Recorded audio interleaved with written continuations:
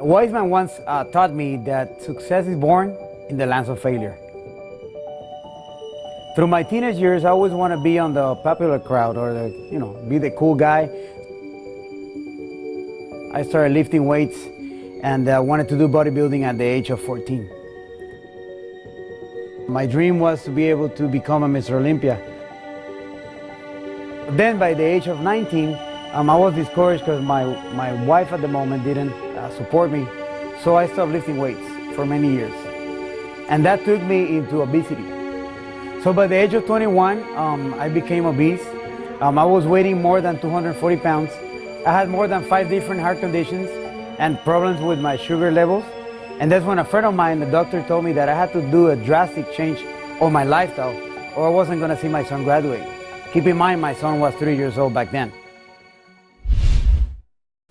And that's when I chose bodybuilding as my career. So once the years started going by as a bodybuilder, I became then competitive bodybuilder. And then it was a life with no purpose. At that moment, I thought I had everything. I thought I had, getting paid good, training, doing what I love. I would be with different women, smoking weed, which was the thing that I wanted to do, I liked to do. But at the end, really, there was no purpose to it. So at that time, I was dating different women, but it came to a point that I felt like I was being used. It came to a point that I didn't feel happy. So that's when I started praying to God that I wanted Him to send me somebody special. And that's when I met my beautiful wife. So after I met her, I knew I wanted to do things right. So we decided to get married 8 months later. We decided we shipped our car from Puerto Rico to Florida, and we took the drive. And the only thing we had, it was a car full of junk and full of dreams. So while living in California and working out in a local gym, that's when we met Pastor Jason, Pastor Liz. That's when we were invited to church, invited to Freedom. We decided to go because we were seeking for God, and we felt completely and immediately welcome. Even though we were going to Freedom and we loved going to Freedom, we were connected.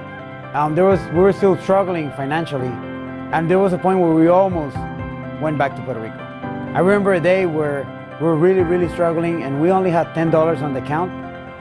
And I don't know, I just talked to my wife, and we decided, and we tied everything we had. We tied it $10. Then by the next day, miraculously for us at that moment, we understood that it was, we received a check for $1,300.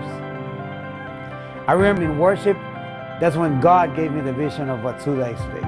So my wife and I stayed obedient.